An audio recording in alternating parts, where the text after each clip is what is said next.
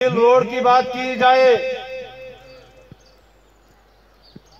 चाहे बिजली की बात की जाए, चाहे पानी की बात की जाए, चाहे स्कूलों में स्टाफ की बात की जाए, उस्तादों की बात की जाए, तालीमी शोबा की बात की जाए, तो हम इन चीजों से कासर है। ये हमेशा और हमेशा सियासी शिकार रहा है। सियासतदानों की आपसी दंगल ने इस इलाकाई नींद की तामीर और तरक्की को कुचल दिया। सियासी जमातों के आपसी बुखलाहट ने, आपसी झगड़ों ने आपसी सियासत को मजबूत करने के लिए इलाकाई नींद की तामीर और तरक्की को बर्बाद कर दिया। यह हम कहने पे मजबूर है, वो इसलिए मजबूर हुए कि 17 साल पहले जब मैं अपने इलाके से निकला था, अपने गांव से निकला था, तो वो रास्ता अभी भी कीचड़ वहां मौजूद मुझे मिली।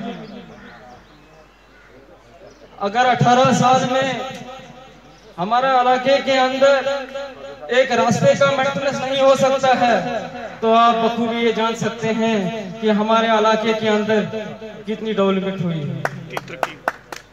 हम मजबूर है, हमें कोई शौक नहीं था, हमें कोई ये शौक नहीं है, कोई ये सोचे कि इन्हें सियासत का शौक है या इन्हें वोट बैंक बनाने का कोई शौक है। हमें अगर शौक है, सिर्फ इतना शौक है जो हमारे गरीब मजदूर बेसहारा लोग हैं वो भी चैन की नींद सो सके। हमारे इस चीज का बहुत बड़ा शौक है। और हक और इंसाफ की लड़ाई इंशाल्लाह हम आईन हिंद के तहत कायदा कानून को मद्देनजर रखते हुए हम आखिर सांस तक लड़ते रहेंगे। सब मेरे सर पे चुने, मैं उनकी इज्जत करता हूँ। सब ने सिर्फ एक नाम लिया कि हमको नल के चाहिए। हम त्यस जिंदगी मान, हम उस जिंदगी में अभी हमारी बहन 2.5 किलोमीटर से पानी लाती है। एम्बुलेंस की तो दूर की बात है, हमको पीने का पानी जिससे हम सफाई करेंगे, जिससे हम नमाज मुंह हाथ धोएंगे, वो पानी हमारे पास मुहैया के लिए कोई काम करेंगे, इनका मकसद भी वही है। ये बेदाग लोग हैं। इसलिए मेरे भाइयों, दोस्तों और बुजुर्गों, यहाँ कोई सियासत नहीं है, यहाँ कोई किसी को टारगेट करने का मकसद नहीं है। हम चाहते हैं मिलकर हम, यहाँ कोई जात पात का मसला नहीं है, यहाँ कोई सियासी रंजिश नहीं है, ना ही इंशाल्लाह वो हमारा मकसद है, ना ही कोई जाती मामला है जिसके लिए हम इतना कोशिश कर रहे हैं, जदोजहद कर रहे हैं। तो कामयाब बनाना, इसका साथ देना आप लोगों का हक भी बनता है। सबसे पहले मैंने आप लोगों से बात की कि हम बिना किसी लालच के इलाके की शान के लिए, इलाके की जान के लिए, इलाके की बान के लिए काम करेंगे इंशाअल्लाह रहमान, इंशाअल्लाह रहमान। और ये हमारे बैठे हैं हमारे soldiers, ex serviceman soldiers. Soldier समझते हो एक सेना का जवान जो आपके लिए खड़ा है इस वक्त, आपके लिए इंशाअल्लाह दर दर की ठोकरें खाने के लिए तैयार है, वो भी ईमानदारी से इंशाअल्लाह रहमान, ईमानदारी से।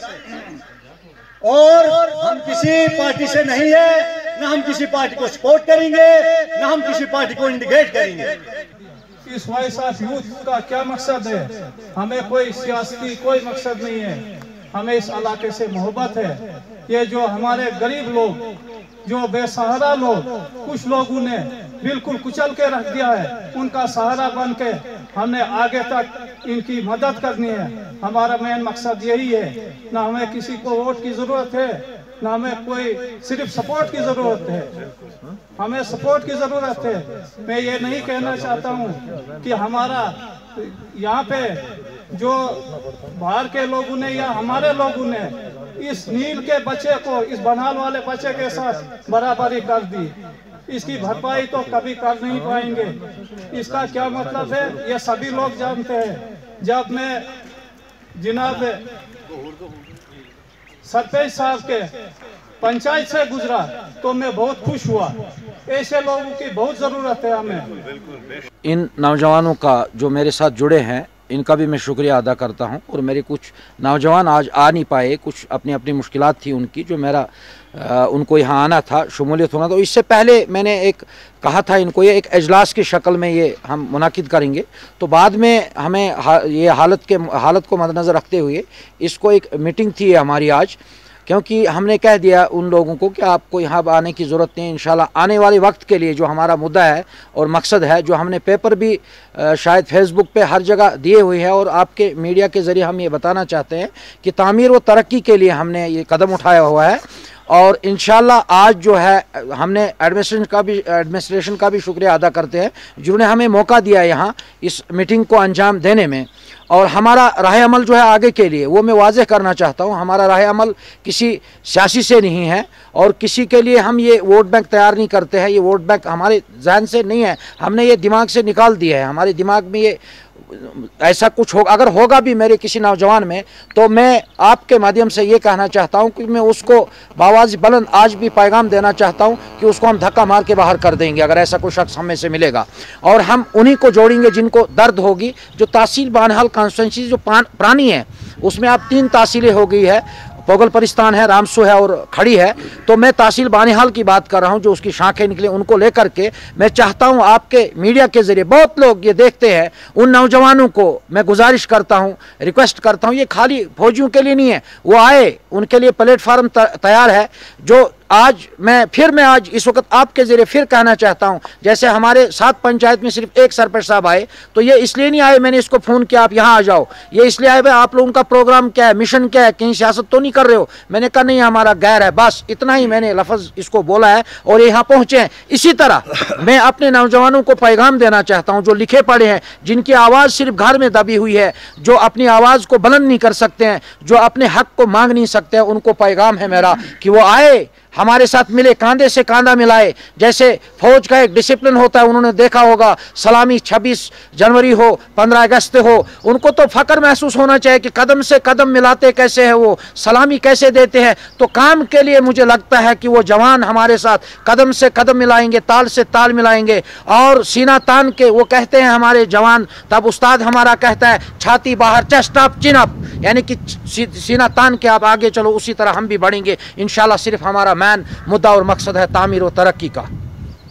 और अब मैं एडमिनिस्ट्रेशन का भी शुक्रिया अदा करता हूं जिन्होंने हमें मौका दिया, और आइंदा के लिए भी हमें उम्मीद है। और हम कुछ ही दिनों के बाद डीसी साहब के पास जा रहे हैं, जो हमारा पहला मुद्दा होगा। आज हम मीडिया के जरिए कहना चाहते हैं, कल सभी कहना कि हमने इस काम को शुरुआत किया और हमने इसी वक्त फैसला कर दिया, हम सबसे पहले छोटे काम की शुरुआत करिए। एम्बुलेंस के लिए हमारे इलाके की जदोजहद इंशाल्लाह 13 तारीख को शुरू होगी, जो हम पहला कदम करेंगे। और हम अल्लाह से दुआ करते हैं कि हमें इसमें कामयाबी मिलनी चाहिए। बाकी मैं आप लोगों का भी शुक्रिया अदा करता हूं, जो हमारी आवाज़ है, दबी हुई आवाज़ है, बेज़ुबानों की आवाज़ बनकर जो आप लोग आते हो। मीडिया ही एक सहारा है हमारी, बाकी हमारी कोई आवाज़ सुनने वाला नहीं है। और हमें पूरी उम्मीद है कि हमारी जो रीढ़ की हड्डी है वो एडमिनिस्ट्रेशन है, और ये जो नौजवान है ये हमारे साथ आए, मिले, बिना किसी रोक टोक के हमें बोले जहां हम गलत है ये रोक सकते हैं। हमें ये ज़रूरी नहीं है कि मैं सीनियर हूं, मुझे ही तजुर्बा है, मैं इन अपने जो दाएं बाएं मेरे जो फौजी है ये मुझे रोक सकते हैं, टोक सकते हैं, इनको हक है जहां पे मैं गलत हूं। यही पैगाम मैं देना चाहता हूं वॉइस ऑफ यूथ के ज़बान से मैं कह रहा हूं बावाज़ बुलंद कि वो आए, हमारे साथ मिले और तामीर और तरक्की का काम हम अंजाम लाएंगे इंशाअल्लाह। इस वॉइस ऑफ यूथ जो है, ये मेरे बड़े भाई नसीर अहमद नाइक ने एक कदम उठाया। इसके साथ हमारे नील के अंदर हाल साली में कोई 50 से 55 फौजी भाई जो यंग हैं, अभी जिनकी 35-36 साल उम्र हैं, वो जब रिटायर आए और अपने इलाके का हाल देखा तो उन्होंने एक सेटअप उठाया, बहुत अच्छा सेटअप उठाया। और मैं सबसे साफ आदमी एक फौजी को मानता हूं जो बेदाग होता है। इन्होंने जब इलाका नील के अंदर देखा तो इन्होंने एक ये क्या कहते हैं, एक वॉइस ऑफ यूथ बनाया और बहुत अच्छा सा है। इनके लिए हम हर जगह इनका साथ देंगे और आगे सेटअप, ये नहीं कि नील के अंदर ये वॉइस ऑफ यूथ चलेगा, खड़ी हो, मोहमंगत हो, पोगल हो, परिस्थान हो, इसमें खाली ये बात नहीं है कि फौजी आएंगे, जो भी यूथ, यानी कि यूथ, जो भी जवान नौजवान जिसको कौम की दर्द हो, जिसको इलाके की दर्द हो, चाहे पोगल हो, सीनाबत्ती हो, खड़ी हो, मोहमंगत हो, रामसू हो, वो लोग इसके यूथ के साथ जुड़ेंगे और हम लोगों का काम करेंगे। मैं भी एक सरपंच हूँ, लेकिन मैं भी एक यूथ हूँ, मैं भी अभी नौजवान हूँ, मैं भी इनके साथ शाना बशाना हूँ। इंशाल्लाह ये आगे बढ़ेगा। ईद के बाद हम इसका आगे दूसरा प्रोग्राम करेंगे, उस वक्त मैं आपको आगे बताऊँगा।